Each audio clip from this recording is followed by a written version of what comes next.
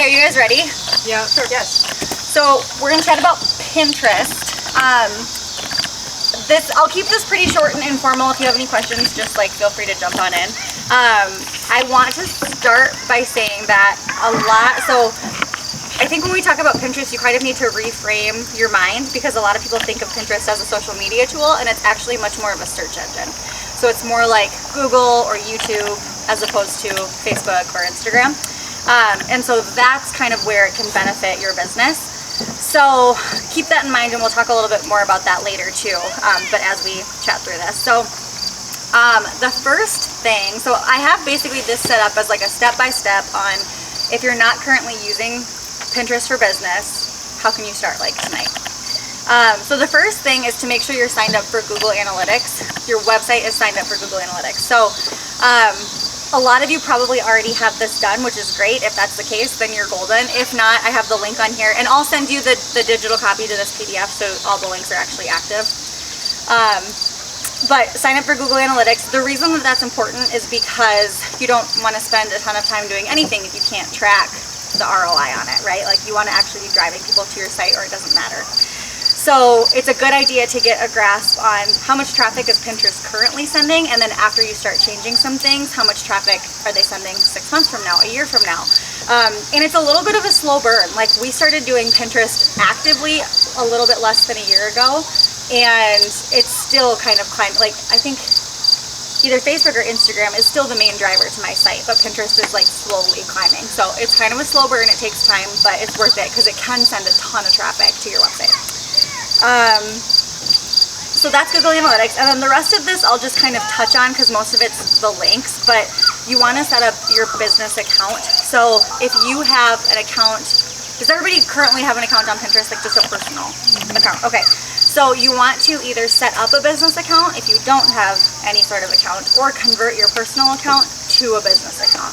Nothing really changes when you do that, except for you have some more tools when it comes to tracking pins and creating pins that go to your site and that kind of thing. So you'll want to convert your account to a business account, and then you'll claim your website. So then Pinterest knows like, oh, everything going to MaddiePeschong.com is like owned kind of indirectly by me, that sort of a thing. So you want to claim your website. And then you also want to validate rich pins, which is just a fancy way of saying more robust pins. Like you're just able to add a little bit more into the description, into like where they're linking to and all that kind of stuff. So you want to make sure that you have those turned on. So there's all links to do that. It's all pretty straightforward. So then once you have all this done, you want to set up your profile. You want your profile photo to be a really inviting photo of you looking at the camera and smiling.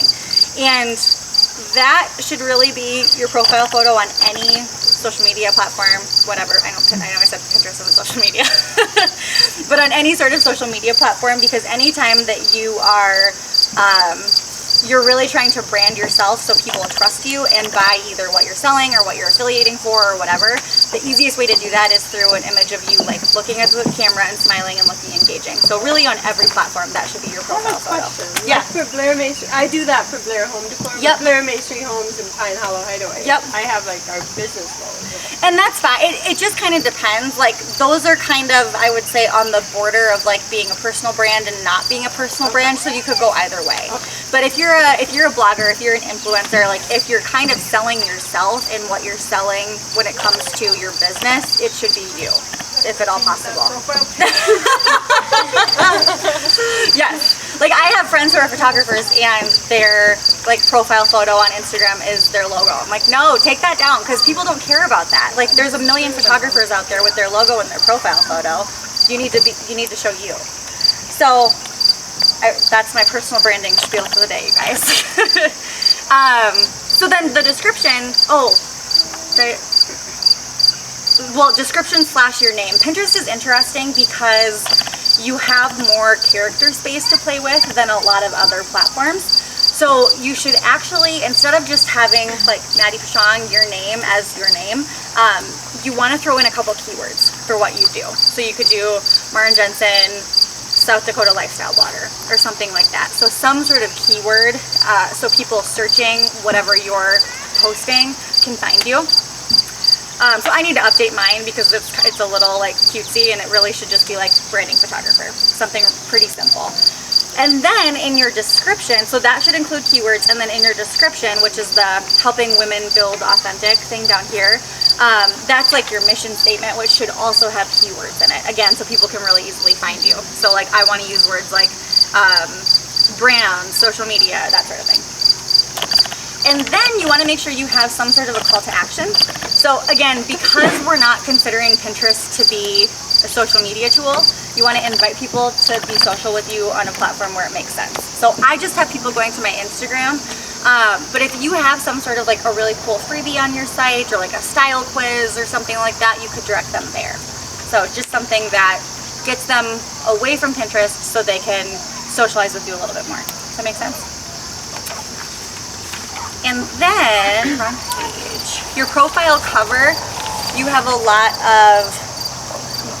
of flexibility for how you can make that look nice too. You need to be on a desktop to make the change, but if you hover over the cover, and then in the upper right hand corner there's like a pencil icon, and you can click that, and that'll allow you to change the pins, like the visual pins that are pulling into that cover. So you can do like I have latest pins set up. You could have a specific board like outfit inspiration, and that's what you're pulling into that cover.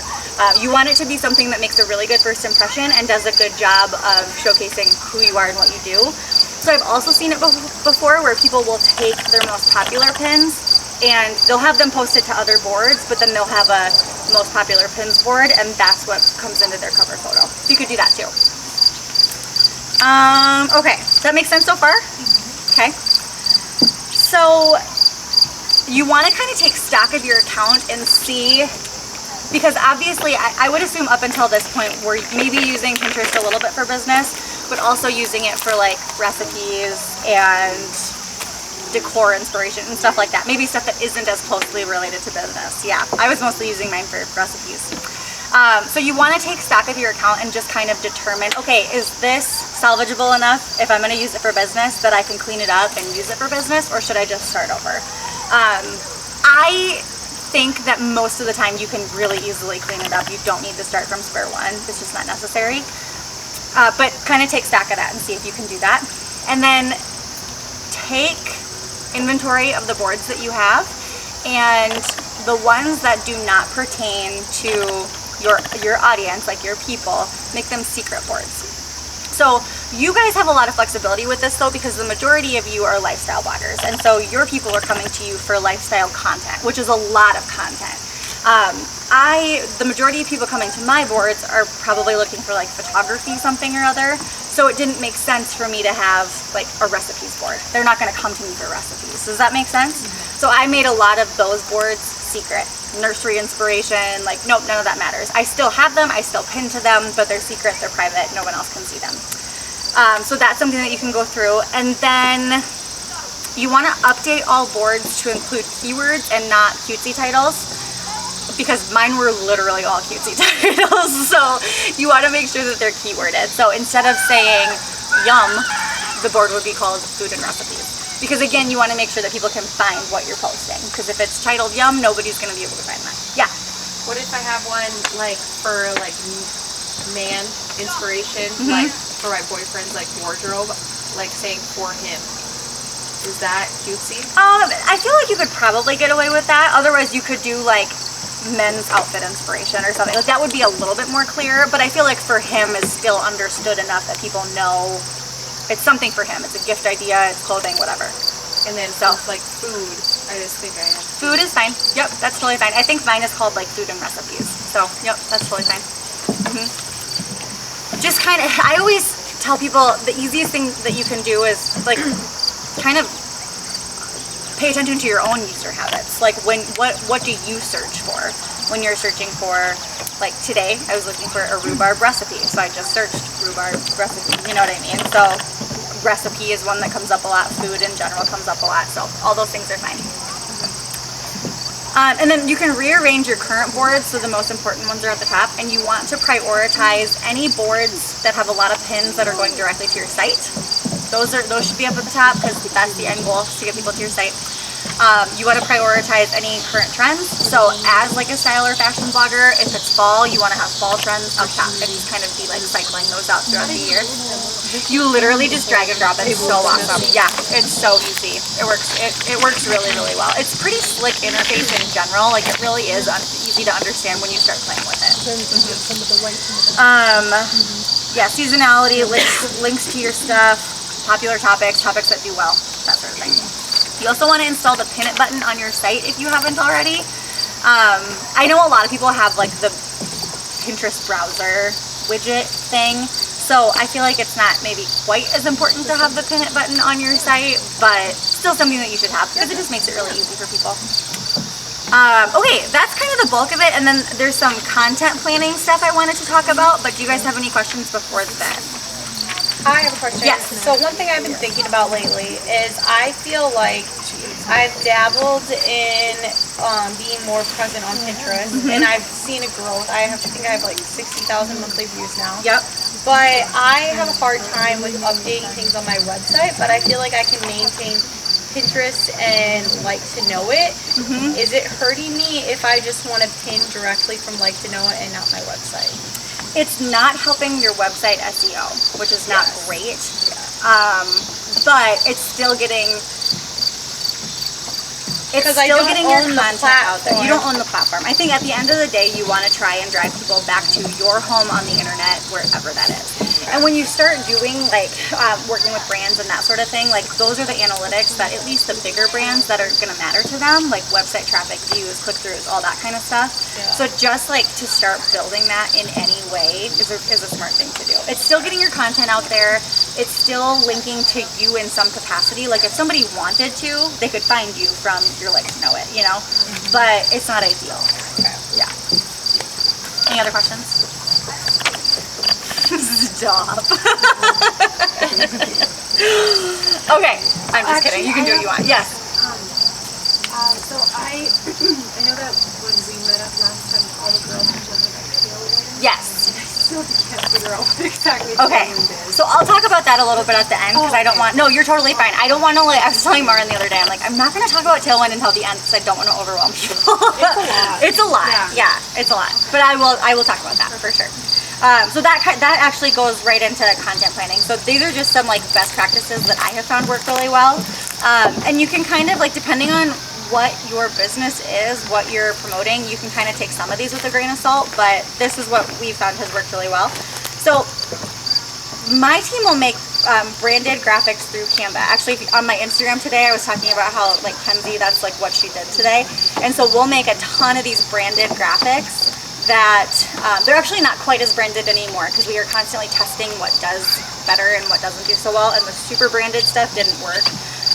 But really just creating pretty graphics that have your website at the bottom, so it's really easy to find because it's like the worst when you click a pin, you're trying to get there and it's like link broken, you know, like it doesn't work anymore. So just to have not the direct URL, but just like bestdressedblonde.com, like just super simple.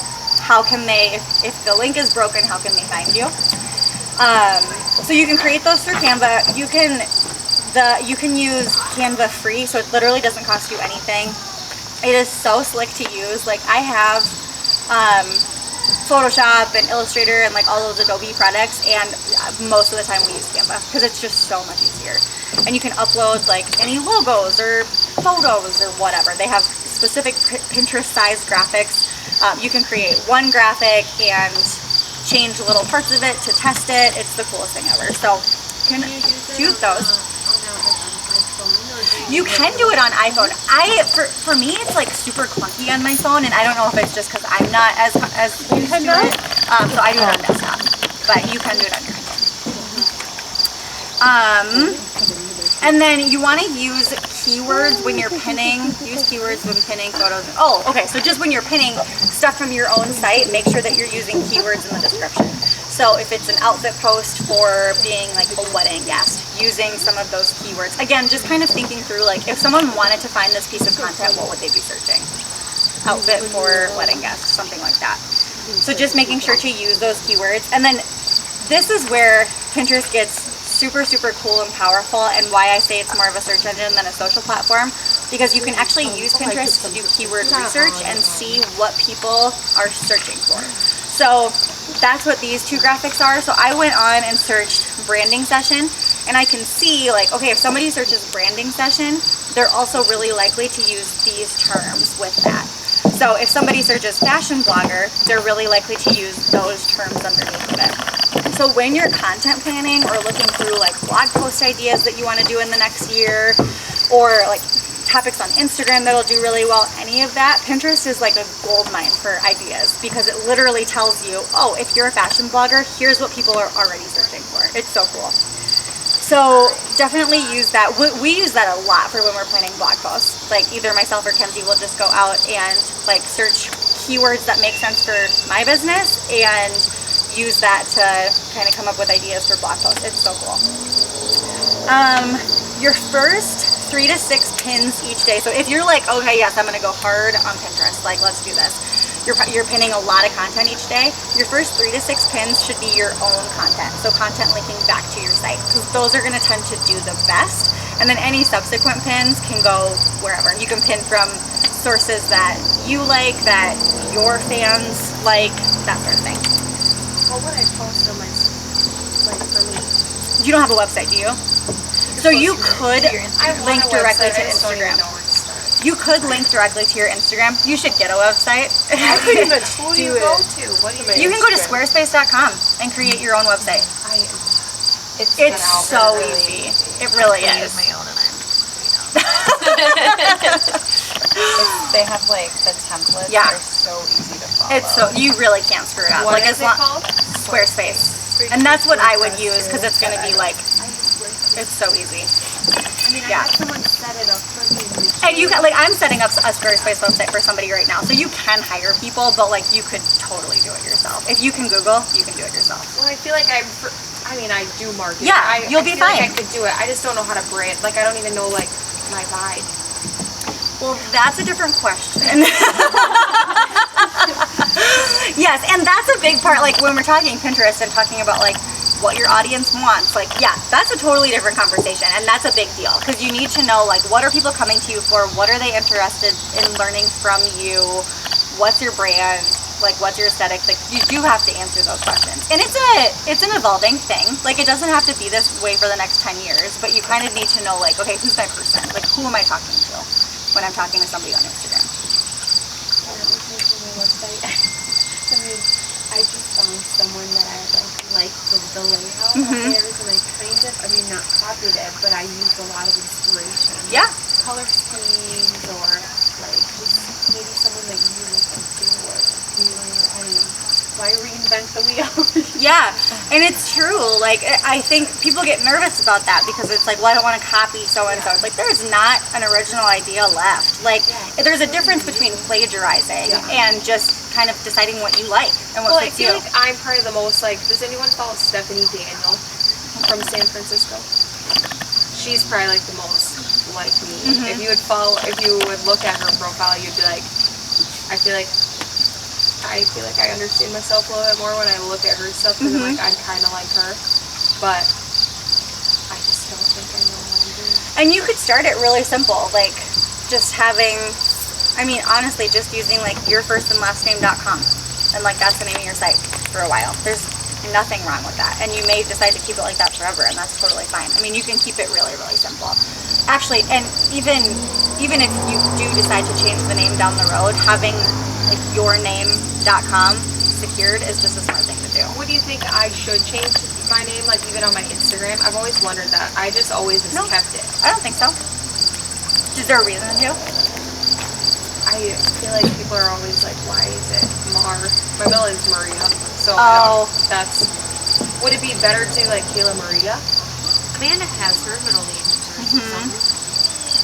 Oh yeah, she has Amanda. I don't even know what I'm. Say dumb question. I'm not answering it. Do you have your last name on yours? Yeah. The only thing is think about in the future, if you ever get married, would you ever want to change your Instagram handle to be your new last name? So you would maybe just want to do your first and middle name. Because I thought about for the longest time just doing Jill Riley instead of Jill Moret. Sense for me to make mine Kayla Maria, just because it's the full middle name rather than the Mar. Because everyone's like, who knows Mar? Yeah. I think it sounds good too, being they both end in A. Like it has like a I feel like ring to it, that's yeah. not going to be available, but even if you did first name, middle name, last name, and then you could change your last name. You know what I Any mean? advice on, I'm at that point too. Like I used to have an Etsy site and sell home decor and stuff. That's when I changed my name to Blair Home Decor. Yep. I closed my Etsy site. I don't make things anymore. I used Yep. to make like shiplap pig stands. I was the creator of the original shiplap pig stand. Anyway, but I don't sell them anymore. I don't have time. I don't like my name anymore because I don't sell home decor anymore. Okay. Do you have any So suggestions? what do you- I want a new name. Yeah. But I have no idea. So what do you consider that you do? Like if somebody says, what do you do? I mostly post home decor. Yeah, I mean that when you said that, like, but I don't make home decor, I don't sell home decor, Yeah. right? But you still talk It's about it. mostly what It's I in your post. wheelhouse. Yeah. I would do the same thing because To me, that makes sense. I changed my name. My name was Weathered Roost because I was all about the farmhouse stuff. And I had a pretty good following then, and I changed it to Jill Moret Design, and I kind of went through an identity crisis. Like people didn't know who I was anymore. Oh, you And felt like you lost followers. well, and even like some people would ask my best friends, they'd be like, "Oh, what happened to Weathered Roost? I never see her anymore." Even though I rebought Weathered Roost and have changed my name, blah blah blah blah blah, go here, people Yeah. still are confused. But don't you think that in the long run that will benefit you because you're not just doing that Well, style and anymore? I'm not farmhouse. Exactly. So like if you still had that name, I feel like even if you still had all those followers that you like potentially lost, they would probably be like, what is she doing? Like this isn't who I followed originally. Well, and I think I question because I don't really know what I'm doing anymore, and does it sound weird that I'm Jill Moret Design if I'm like. I think you could super easily be Jill Moret. Like I don't think you need design, but I don't think it's hurting you. Again, you have to think of it from like the consumer's perspective, and they really don't give a shit about stuff like that. Yeah. You know what I mean? They just don't. Exactly. Yeah. Okay. I mean, that's a really good conversation. Any more? I'll finish up my stuff. There's not much left. I don't remember where it was though. Oh. So actually that leads into like, so your remaining pins should be I definitely do want to change. content that your audience will find helpful. So really digging into like who your audience is. You can schedule pins using apps like Tailwind. So when I started to devote more time, when I knew that I wanted to spend more like time in my business in Tailwind or in Pinterest, it made sense for us to get Tailwind because I didn't want to be pinning all day long, and I wanted my assistant to be able to take on a lot of that because it's tedious. Like it's just a tedious job. So she's really the one. I was joking with Maren that like Kenzie should be talking right now because she's the one who's like designing the different pins and like putting them in and that sort of thing. But Tailwind is a great app for that. You can use Tailwind to recycle popular pins, which is really cool. So it'll tell you, like you can get analytics from both Pinterest and Tailwind, but it'll tell you if something is really popular so you can recycle it. You can pin it to a group board and then it has a higher probability to go viral. Pinning to group boards in general is a really cool feature of Tailwind because then more people are seeing your content. So it is a really cool app. And I didn't think it was very user friendly. It's not. It's really I was like overwhelming. confused. It's not at all. So overwhelming, and you really have to know what groups to join Yep. to make Well, I just sense looked for up your like niche home and, like, decor. I Yeah. joined like a home decor one. Yeah.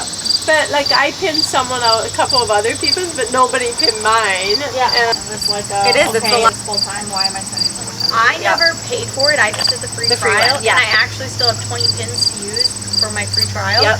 And I had less than 20,000 monthly views, and now I have 64,000. Yeah. oh my gosh, me too. I was at like 30-something. Now I'm at like 2,000. Yeah, my monthly views have like tripled. So it does, but like that's one of the things that we always talk about is like that's awesome. Like that number is awesome, but the main idea is to get them to your website. Yeah. And so the struggle that we're having currently, and it's getting a lot better, but it's just like, okay, people are seeing these pins and they're repinning them, but they're still not clicking through to the damn content. And so that's where Your image. just like A/B testing a lot of different graphics, because we have found that like images without people tend to do better. Images with a lot of white space, with no logo, like no massive branding, that does better. Lauren found out that headless images do better. Where it's just your outfit? Yeah, where it's just your outfit. Really? So like there's a lot of I would troubleshooting you never have have to do. guessed that. Yeah. There's a lot of troubleshooting that you have to do. You do. You have to, it's a lot of trial and error. And it's a lot very of humbling analytics. because I've always we'll wondered why design they cut pins their that I'm head like, off. oh my god, Because that you looks can so imagine good, it and then on like nobody presents it, and I'm like, That's why it that sucks, you know. So Because it's you can imagine very the outfit humbling. on you and you're not focused on Yep. who is in the post. Yeah.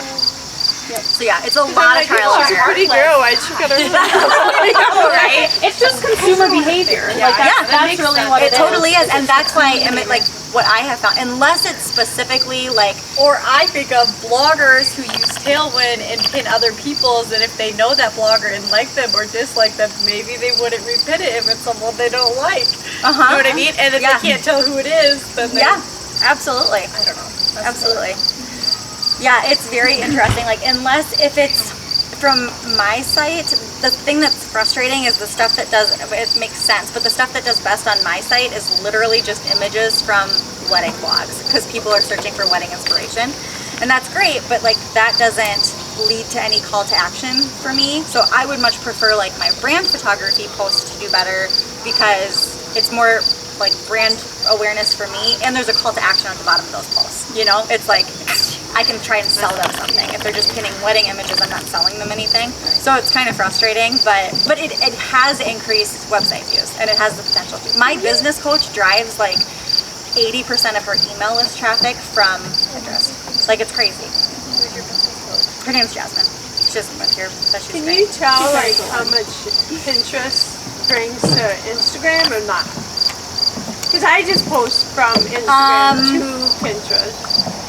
Can you tell? Is there a way on Pinterest? to No, tell? I mean, like in your Instagram, you'd see like your profile views go up, but there's no way to tell from no, Pinterest. because you don't own it. Okay. Is she the business coach on Instagram that always pops up for ads? I don't think so. She's black. Nope. Sorry, that's It's an easy differentiator. You're like, nope, she's definitely white. Yep. So yeah, it's a great tool. I think it's worth it. I don't think that it's something that you necessarily need to become like super obsessive about, but I think that knowing best practices and kind of knowing how to use it for whatever you're doing is really helpful. Well, also understanding what you're trying to achieve too. Exactly. I think that's a big part of it. Yeah. Okay, so what's my end goal here? Is my end goal to grow my website views so that then I can go pitch X brand? Yep. Or is it that this isn't really serving any purpose other than outfit inspiration because that's what I think from a fashion blogger perspective is where it gets really challenging. Totally. Is that you can end up on a lot of people's boards as like their outfit inspiration, but they don't click They're never on gonna click that. on it. Nope. The only thing they click on is like top 5 ways to dress your family for a photo shoot. Like it's because it's a search engine of like I want to learn something, and if it's outfit inspiration, then yeah, you'll end up getting in on like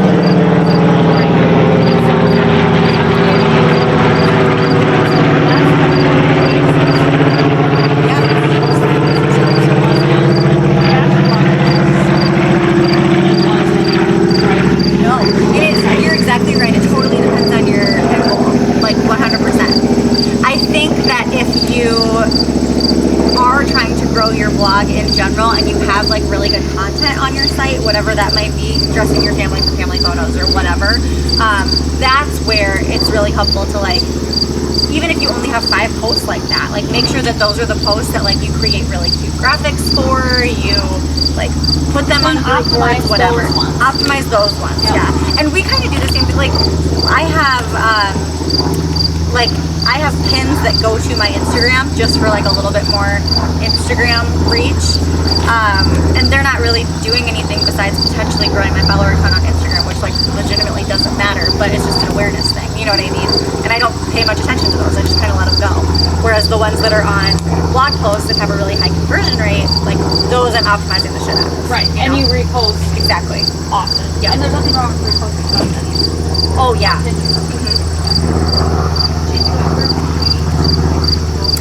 Okay, so that's a really great question. I never have, but that's another thing that my business coach has done, and she said she's been like promoting stuff, like whether it's Facebook or Instagram or whatever, for like years and years, and she said that her like paid or sponsored posts have never done as well as they have on Pinterest. She's like, the results blew me away. But I think you have to be mindful of what type of content you're promoting. Oh yes, absolutely. So, like, I would if never promote like an outfit post. Right. Yeah. You For need the to same promote reason. something that then is going to be truly like, you have to think about it like a clickbait of why would I care about this? So Yep. like anytime I post anything, my marketing brain never turns off, of like, okay, so this outfit is super cute and yeah, I really like it and I might click on that, but what can I add to that blog post that's going to make it more clickable? Yep. I could have completely announced the fact that I was building my new house in a completely separate blog post. But then because I partnered it with another one, I can then optimize yet another one that they're going to click on because they already know I'm building. Like, you have to be forward thinking about some of that stuff. About, okay, so what's the clickbait? Okay, yeah, I like that outfit, and a big new announcement about my life. Yep. You know, so like what's going to make people click on it? It was really funny because I work in a marketing office, and so one of my really good friends is a marketer, and he was like, I clicked on your post because it was clickbait. And I was like, Yes, and he was like, and you can't turn it off, can you? No, you can't. And so you just have to think about what your forward-thinking content is. Of, I was completely planning on putting a completely different. for your mate. My first blog post I read of yours. Yeah, and it's because you care Not about. saying that I just have a. You need to know. Yeah, because you don't know. Not that I'm not interested in your blog. That's not what I'm trying to say. No, but it's more so. A next blog sometimes is just a next step. And I need to like. There needs to be a reason. Yes, and I found that I actually like reading blogs. After that, I was like, oh, these are like actually interesting. Yeah. Which I didn't know before because you actually go into detail about a lot of stuff. Whereas I'm like, I need to get more into this. I'm like, I'm not into it at all. And that's honestly, I understand consumer behavior because I realize that 90% of the people who follow me probably don't read my blog content. They scroll through the images, shop the post, and then they're out. So honestly, there are some posts like that, but I write the blog post and I do over 250 word count anyway because it impacts my SEO. Right. So that impacts how you show up in Google. And so I already know that 90% of the time people aren't reading the content, but the content matters so you show up in search. Yep. And So, how you I'm sorry. go ahead. What about the 250 words? Like if you add more words? So I think the sweet spot's 250. Yep, 250. You have 250. WordPress, right? It tells you what Okay. the word count is when you type out your word type. And so I do a lot of like, okay, what are people going to search for in order to find this? Of like writing into keywords. And so you just write, and if you write conversationally, then it happens pretty organically. The thing with Google is it will be able to tell if your keyword, it's called keyword stuffing. Like Google will be able to tell that. And so writing conversationally is a good way around that. Like you're just writing how you would normally talk and you likely use keywords. Like, Okay, so if someone were to search like something that I wrote, like when they Googled it, it would come up on Google? yeah. Yep. I'm trying to think of an example. So if they were searching for, Well, like if you Google Sioux Falls blogger, I pull up. Yep. Because that's on my about page. or like even like Palm Springs inspired living room or something like that. So making sure like, okay, what would I like thinking about before you even start writing, what would I search for to find this?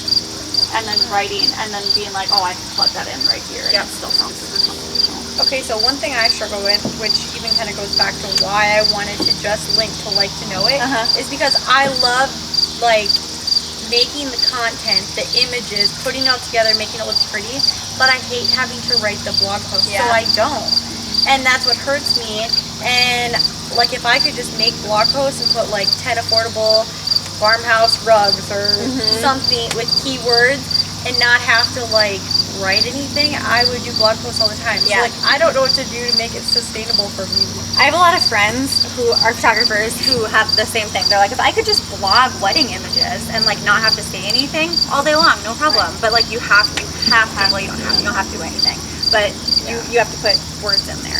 And I think the easiest way to do it is just to imagine that you're talking to one person. Because I think a lot of the time when we get on social media or our blog or whatever, we have a tendency to be like, how can I talk to these 350,000 people? And it's like, nope, talk to one person, tell them what you're going to say, and then you're done.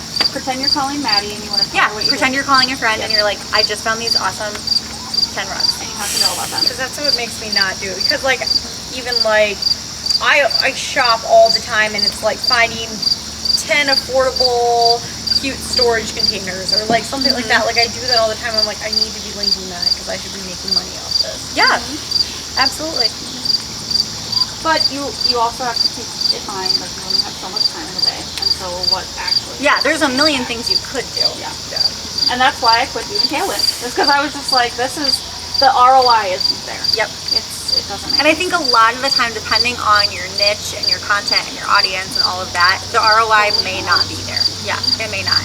If you're specifically trying, so like I use Pinterest for like trying to sell presets, so like trying to drive people there, and then just grow email lists so I can sell them something else, whatever it might be. So for me, it's there, but for you, it may not be, and that's okay. Or maybe it's not right now. And if it's not there right now, make sure your Pinterest is optimized. So like it's still sending some traffic to your site, even if you just kind of set it and forget it. And when you get down the road, if you're like, oh, now I'm going to start selling XYZ, you have like that, you know, a bigger database of people.